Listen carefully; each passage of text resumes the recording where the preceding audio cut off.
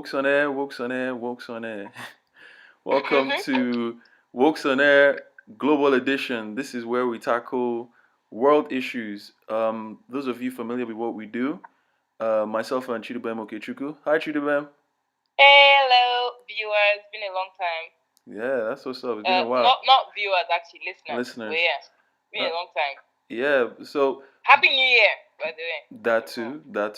Yeah. So for those familiar with what we do, last season we tackled a number of Nigerian issues randomly. Some of the fan favorites were Nigerian weddings, and I recall the podcast on technology as well being liked as heavily. This season we are focusing on global topics and basically putting opinions out there. Anything that we feel is worth discussing, anything that we feel our listeners also want to hear, or they suggest that we discuss, we'll also be discussing. And to start off this season, Wokes, take the wheel. Yeah. So I think we're basically discussing issues that transcend barriers and geographical boundaries. So talking about things that affect the world in total. And I think that's an element that we haven't particularly covered per se in our last podcast. So this should be interesting and hopefully give our listeners a different feel to the kind of topics that we can deal with as well, I think. Awesome. Cool. Yeah. So, are you going to introduce what we're going to start off this season with? Today we're going to be discussing victims of sexual assault and unraveling the mysteries behind it. I think this is a very catchy title. And as a starting point, I think we should, as always, give a good definition. But this time, I'm going to give a very dense definition, actually. I'm going to call on English law. I'm going to call on the Sexual Offences Act 2003 with particular attention to Section 3, subsection 1, which defines sexual assault as such. So it says here, a person commits an offense of sexual assault if A, and for all those who like detail, maybe you can grab a pen and a paper and you can have some fun. These are the 4 elements. So he has to have intentionally touched another person. The touching has to be sexual. The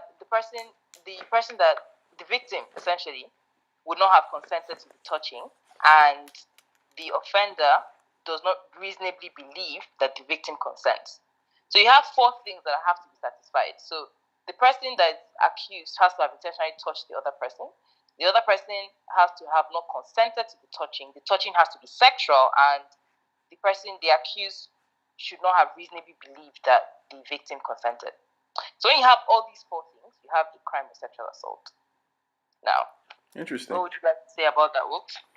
Well, not that we're in favor of one particular law, even though we do respect the fact that you are an up and coming barrister in English law. Obviously, this is the most understood law that we, between the both of us, can discuss, and it helps to have something from an expert point of view as well, rather than guessing with other regions' definition of the law. I think English law generally is agreeable, especially in most parts of the world, highly respected as well. So it's a good basis to discuss this very, should I say, controversial subject, in the sense that some of the victims of these crimes don't necessarily get heard, hence the momentum behind the Me Too movement, and sometimes the perpetrators hardly ever go to prison or are convicted of their crime. I would have to say that having a 4-point conviction structure, if I can describe it as that, of sexual assault is, especially with these points that you raise: intentional, not consented, sexual, and reasonable. Should I say belief that they were sexually assaulted? I think it's a good starting point for understanding what sexual assault is. Having never thankfully been a victim of these crimes. I can Or only, perhaps thinking that you were. pardon? Hmm. I I'm said, or perhaps thinking I've thinking never that been. you've never been. Yeah. Well, the thing is, I don't have any traumatic events that I feel somebody should have gone to jail for. And if there was any form of this, I would say that none of the I mean, the conditions definition here. doesn't mention trauma, does it? Though. No, but some of these events or these definitions would result in traumas. Say, for instance, being unintentionally, being intentionally Mhm. touched by somebody which you haven't given your consent, I would imagine would be offensive and would raise the anger levels in one's mind, as it were. And that's not necessarily something that I would forget. And another thing is, there's no situation I can recall that I reasonably believe that I was sexually assaulted, and which is the last point that you raised. So, if whether the first three were satisfied, the last one wasn't satisfied. So I don't even Mhm. recall any situation like that. But for those people, I can only sympathize with them. It must be a horrible experience from what I've heard. From what I've heard, it must be a horrible experience to undergo assault of any kind, generally speaking. It's wrong in my personal opinion. I believe there are always better ways to resolve whatever uh, conflict may surround a particular issue or whatever tensions may be building. And with regards to sexual assault, for me, it's a very apprehensive subject for me because I don't, having never suffered it, I don't know if my discussing it is undermining people's efforts to try and battle it or to challenge it, whatever the case Mhm. may be. But I can only say that I support those who feel they're victims of this. After hearing about all the crimes that have been carried out in places far and wide.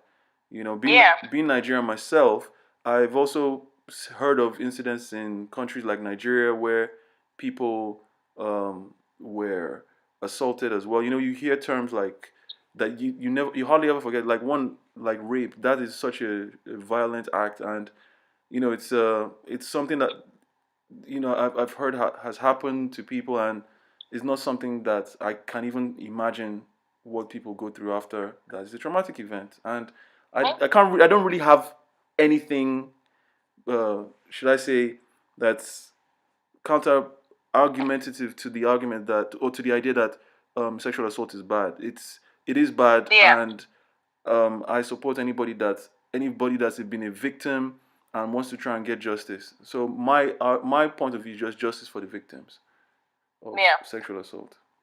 Interesting. So I agree with that. Justice for the victim always.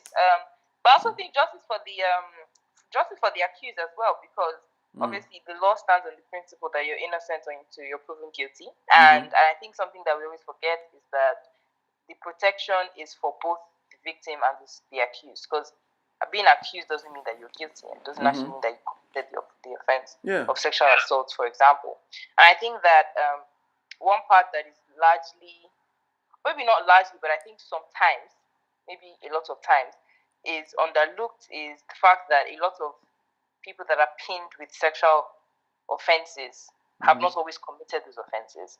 And Okay. and it might be circumstances in particular that are not in their favor at the time. So I think in general some situations go well in terms of painting a story. So you have, for example, a 45-year-old man and an 18-year-old young woman or girl, shall I say, and they, engage in any sort of sexual activity, and whether or not it was actually consented, I think if anything ever came out from the perspective of the young lady, to the extent that she disagreed with it or she said that it was not consented, it would usually be believed because the context already points towards an imbalance in levels of development and potentially levels of influence and power, because you have a 45-year-old man, I have an 18-year-old young woman, and people automatically just assume that if she made any decisions with that 45-year-old man, typically she might not have been able to exert her full influence, or she might not have made that decision with as much capacity to decide for herself as he would have been, or she might have been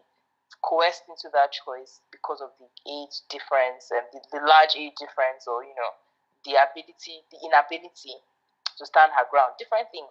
But I think there's a huge element of of people fitting stereotypes, and because of those stereotypes, falling or facing the risk of being pinned with, a label. And I think that's something that we should talk about more often as well, because obviously, like, we want justice for the victims, but we definitely want to always have justice for the accused, because who knows when any of us innocent people will ever be accused of something that we did not do. And I think that to that extent, there's a major topic that is lacking on that. I think as well, when discussing things to do with sexual assault, I think a major thing to keep in mind is the fact that not all instances of sexual assault are reported. So sometimes people go to certain areas and they find that, this area is safe. It's safe to be here at night, safe to be here at any time of the day, etc. Because, statistically speaking, there have been fewer rapes, or there have been fewer instances of any form of sexual assault or harassment or whatever, what have you. And because of that, they feel safer in those places. But then there's probably an element as well that we should discuss of, the police having places have with underreported crimes. Maybe because people are too ashamed to come out. Maybe because people think that they live in a neighborhood where they cannot discuss these things, and they don't want to be the person that is complaining or trying to break, like the social cohesion that exists in that place. And I think that's something that happens in different countries in many capacities as well. If you take Nigeria, for example, I think many victims of sexual assault in Nigeria would not always come forward to, get their rights in terms of being compensated or being brought to justice, bringing their accusers to justice, the people that they're accusing of the crime, because they might be embarrassed about it. They might feel that they have no justice to run to begin with, or they might feel that they would be stigmatized if they were to label themselves as a victim of sexual assault. Because I think many people think that being a victim of sexual assault is a bad thing, it's a dirty thing, it's an unfortunate thing. It's something that, it's the worst thing that can happen to you. But obviously, there are worse things that can happen to you, and it is not your fault. And that's why we have the Me Too movement, for example. People coming out and saying that, this has happened to me as well, and there's nothing to be ashamed of. It's not only you. I think these things are very important for raising awareness. I think people need to be told that it is fine to accept that they have been assaulted. There's no shame in it. It doesn't make you less of a person. And if you have been assaulted, you deserve to face justice. And also, if you've been accused of assaulting someone or committing any sexual offense against someone, and you have enough evidence and much of a conviction to put forward the idea that you haven't actually committed this offense, I think you should be very much allowed to a fair hearing and all your rights observed as well, as much as the victim would. I don't think we should create an imbalance of giving justice to only the victim, because only the victim deserves justice. And also, with regards to my point about power imbalances, for example, age imbalances, I think people should always be aware of the fact that human beings grow in different capacities, and a 45-year-old does not always necessarily have more of a say than an 18-year-old in every circumstance. So whilst it might look that way, it doesn't always have to be that way, and it doesn't always have to point in that direction for us to completely assume that there's a power imbalance that must have led to the commission of the offense or the propensity for the offense to have been committed. Yeah. Yeah. Well done. I agree with your points. It's, one of the things you mentioned was that there should be justice for those being accused for the crimes. In that sense, would you say that they are then the victims of sexual assault? Because the idea of sexual victims of they're not victims of sexual assault in the sense that sexual assault has not happened to them, but they are victims of being pinned with a crime related to sexual assault. Yeah. I guess so. Yeah, I also agree with your point about um, the 18-year-old not necessarily, or the 45-year-old not necessarily having more of a say than the 18-year-old. Equally, both of them are intelligent beings, or presumably in that situation, intelligent beings, and one opinion shouldn't necessarily trump the other Definitely. in that circumstance. Yeah, for me, this is a very should I say sensitive subject, especially in the society that we live in. Um, Hearing that people have been assaulted the way they've been assaulted as well, it seems like not to bring anybody in particular as an example, but there's some stories where some men would flash women in the workplace and things along those lines, and groping, grabbing, that's just like some instances. Obviously, there are more extreme instances, but just hearing that and feeling powerless to be able to do anything, it's like being in prison in a sense, unjustly. That's the way I perceive it to be, and Yeah. how does somebody emerge from that to to become glorious in a sense, which every human being I imagine also wants to be in their own way.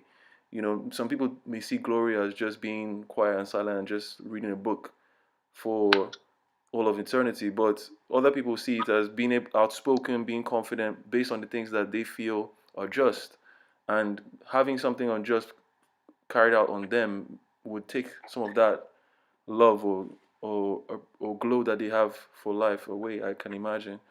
So Mm-hmm. I can only just sympathize with those victims, and for justice for the victims and the wrongly accused as well. That's what all one can really hope for. Um, I know we were talking about certain specific subjects. Do you want to go into them in detail with regards to Specific. specific cases with regards to sexual assault? Do you want to go into them in detail, or? I mean, I think we could. I don't think we need. We can't mention specific cases because I think it's fine, and people are aware that there are cases of sexual assault that are, well, not even sexual assault, potentially even rape as a sexual offense itself, that are becoming forward. I think notable ones are the one with Bill Cosby and now with R. Kelly and this whole surviving R. Kelly movement. I think Made that massive entertainers. yeah, Those guys are huge entertainers. they Yeah. are entertainers, exactly. And obviously, there are very, coded other ones that we don't even know are coming out right now. So these are the ones that we know. There are probably other ones. Yeah. For example, if you want to even use something more vintage, you have the Indian bus gang rape that happened like 8 years ago, where a lady comes back from a library and she goes on a bus in India and she gets raped on the bus. And I remember when I was watching the video of the accused just before he was to be hanged, because he was found guilty. Wow. They hung him. They hung him, and just before he was to be hanged, either they hung him or he was liable for capital punishment by now. So whatever capital punishment they gave him, whatever happened to him at the time, when he was going to be killed, they asked him, and this was at a moment when he had all his stakes were down, so there was no hope, and they asked him, how do you feel about this situation, like what you did? If you went back in time, would you change anything? And he said one thing, and he said this: he doesn't understand why a woman should be outside her house in the night. And to that extent, he's not sorry for himself and every other man on that bus that raped her, because she shouldn't have been there. And I remember hearing that, I thought to myself, we still live in a world where people can think these things. And this was, I think for me, this was probably very more interesting than infuriating, because for me it's like, this is clearly a man that really believes in what he's saying, because he's about to be sentenced. He's been sentenced already, so he's about to face his sentence. And he's not afraid, because he really feels that he's saying what's the truth to him, the truth that he has been socialized to feel and to think and to accept. And he cannot be sorry for it, because he knows no other truth. So he feels that, if it's nighttime and a woman gets on a bus, what else can she be asking for? She's already put herself in danger, so whatever comes her way is fine. I think there's an element of sexual offenses, as I've said to, good friends of mine, Nwokes included, in the past and in the present, that is very sexist. There's definitely a gender bias. I think, in many ways, even the way the statute is connotated, it always uses he. Well, obviously, I hope everybody's aware that, sexual offenses are open to men as well. So men can be victims of sexual offenses. It's not always women that become victims. Men can very much be touched without consent in a sexual way, and sexual fall into the category of a victim of such an offense. But we still have a very gender bias in how we describe and define it, where we are focusing on what happens to a woman. And I think the world also uses that as well in their definition. I think people feel freer to commit these offenses to women because they feel that, in some countries, anyway, I wouldn't speak for all countries. I think many countries are more progressive than that. But, if you go to places in the Middle East, I think that there's a huge element of believing that a woman should protect herself, as opposed to people respecting themselves. The focus should be on the woman protecting herself and removing all danger from her path. And in any situation where she falls in the way of danger, then it's her fault. And that is a very sexist, that's a very sexist element that it will take many years, and I don't even know how it can be corrected per se, because it's something that's inbuilt in certain societies and cultures. But yeah, I always found this case interesting, just because of that comment that the accused made, or the convicted made at the time before his sentence was to be delivered. And I think if you look at the Cosby case, and I'll focus more on the R. Kelly case. I'll say that with R. Kelly, so many people have different ideas and views on what's happening right now. I think for me, what I'll say is, he has definitely committed some of those. All those things can be lies. I don't think everybody that's come forward to say that they were abused by him is dishonest. I think many people are probably saying the exact truth, and he did exactly that.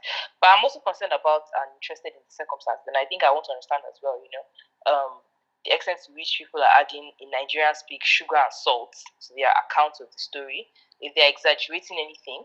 Because obviously we all know that if you go to court and you lie on that oath, that is also contempt of court. So you also have a penalty to face if you're actually giving false evidence, which is a wrong thing. So I think if anybody is actually going out and giving views on it that are disproportionate to what actually happened, they're also as wrong. I think a key thing that I've picked out that is different in this particular case will be the fact that these victims are comfortable coming out many years after it has happened, and I think that's a good. I think that shows progression in terms of acceptability in society. People can now come forward years after something has happened and feel free to talk about it. Because in the past, I think, apart from your claim being statute barred, I think in some cases as well, people would have been afraid to come back and talk about something that happened a long time ago because they don't want to relive those memories, or they're afraid that the time has passed to discuss those things. They won't be believed, they won't be credible. But I think it's a good thing that people feel free that you have that right. That right is not going to vanish. You cannot exhaust your rights. So you can come back in 50 years and say that something happened to you. And if you have a case, if your case is still valid, your case should be dealt with. And I think that impresses me so much. But on the other hand, I do hope that for all the people that are making allegations that are false, that those allegations don't come his way, in the sense that he's not pinned for them. Let him be pinned for the one that he did, and not the one that he. Only the ones that he did should be the one he's potentially pinned for, because that's the only fair thing as well. But yeah, that's. I think that with the case, there are so many controversies. People have different opinions on it. I think my opinion goes in line with the overarching theme of justice for the accused and justice for the victims. Amen. Yeah. May that be the way. Yep. Yeah, I think we've exhausted this topic, in my opinion. I really, I'm lost for anything else to say with regards to the subject. In regards to those particular cases you mentioned, fair enough. Let them be punished for the crimes they have committed and nothing more. You know what I mean?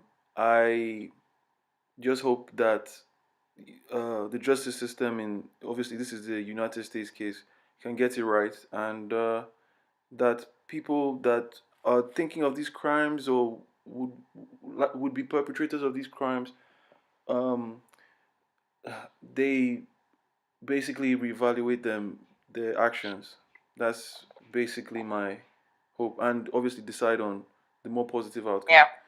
Definitely. Yeah. That's it from me, Nwokes. If you have anything else to conclude or to leave to our listeners, I think they're all ears at the moment. Yeah, I think we've covered the key points we want to bring out in this particular podcast. I think in general, what I'll just say as a word of advice and support is anybody that has been a victim of sexual assault or feels that they've been pinned with it and they didn't actually do it, so you always feel free to speak up. That's what I'll say. Yes. Exactly. Be strong. Have a voice. Whether you've been wrongly accused or whether you're the victim, just be strong, and let's hope for a better world. Definitely. Nwokes on Air, signing out. Thank you so much for listening. Signing out. Speak to you soon. Take care, everyone. Take care. Have a lovely start of the year. That's it. Bye.